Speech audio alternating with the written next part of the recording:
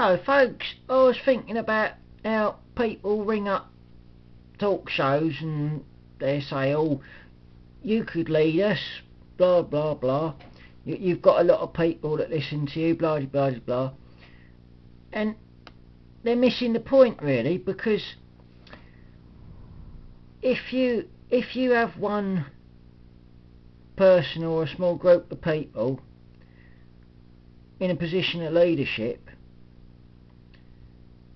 it's very easy to manipulate what that particular group does. They can be infiltrated. That's why if you look at a lot of the regimes that have been overthrown, I mean, you look at, I think it was Mossadegh, wasn't it? I think he was in Iran, wasn't he? Mossadegh. He was a bit of a socialist, but he was democratically elected into power. He was pro-West, yeah. But unfortunately, he did a silly thing. He nationalised the oil, and they didn't like that, did they? So then they put the Shah of Iran in, or Shah of Persia as he was then, and then for whatever reason they got rid of him. But if you look at all the regimes that seem to get put in, it's funny how what you might call certain democracies seem to assist dictatorships to power, and you think, oh, what is that then? Well, again, it comes down to control. If you've got people in definable groups, whether they be political parties, might be environmental groups, I'm not saying that them political parties or the environmental groups or whatever they are, a lot of the things that they do may be well intentioned because of the people that's within them that joins them for good reason. They think, oh, well, I'll join that because I'll be doing some good. But all the time, the people at the top are either directly or indirectly controlled by others.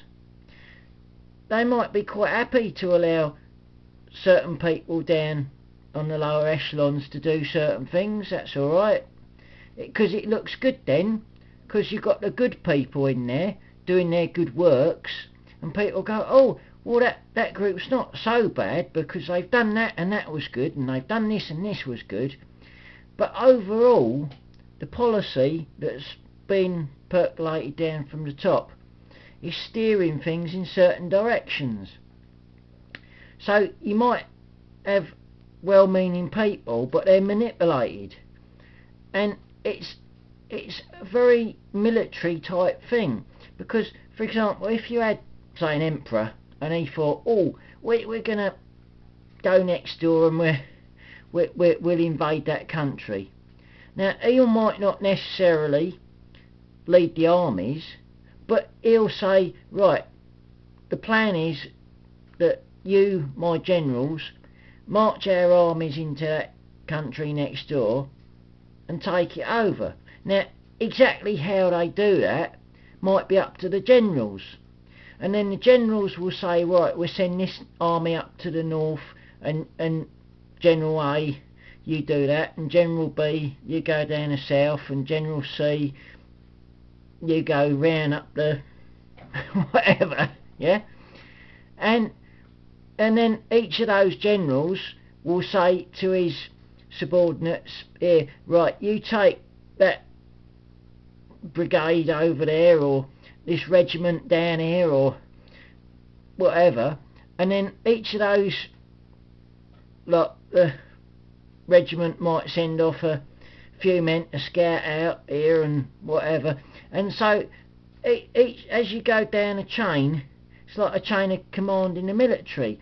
And the same is true outside the military, because if you think about it, there's loads of charities, political organisations, religious groups, there's but pretty much for whatever your sort of, I don't know, thing is, be it your really keen on some sort of politics, or you're really keen on some sort of religious persuasion, or you're really keen on some hobby or activity, there's an organisation out there somewhere what you can slot into, and that makes it very convenient, because you don't have to control loads of people.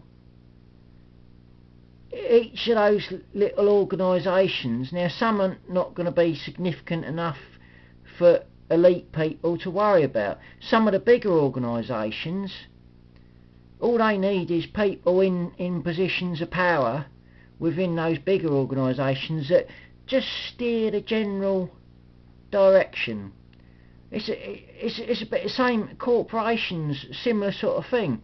You might have a corporation which is got a general direction as what they go, and the CEO, he'll sort of steer it in a certain way, and then below that you've got all the subdivisions, and you've got the managers and the general managers and the department heads and all that sort of thing. And it's all the same if you look at all the structures. So when people say, oh, in order for people to I don't know, get their voice heard or affect some sort of change, we've got to all join together in some big group with somebody to lead us. It's actually, you're doing exactly the same and making it easy for the people that know how to manipulate big groups just to infiltrate. They can infiltrate a few people and they can manipulate that big group. They don't need it. It's like a political party. They don't need to control every person in that party. If they control the leader and a few key people, what the leader relies on, that's it, sorted. And they can do that for any. So because people say, well, how can a few hundred people or a few thousand people control everything that goes on in the world? It's because there's the structure there. It's a structure, and there's a command structure. So if those in command can pull a string here, what goes down and percolates down this pyramidal type structure, then a word from one person at the top can cause a whole raft of activities to go on throughout all these different pyramidal structures, underneath other pyramidal structures, and so on. So if you organise yourselves in the likeness of what the elite understand as a control mechanism, you're handing it to the elite. You're saying, oh, here we are, we've sorted ourselves out for you, just send somebody in to sneak in up the top there, and they got control again. So you're like oh dear. And then of course if your system or whatever it was fails, they go, oh well, they didn't really have it right, they didn't have the popular support that they seem to have, blah blah blah, and just get dismissed. And so it goes off like a damn squib, as they say. So in a way, there's I can't remember what it is now.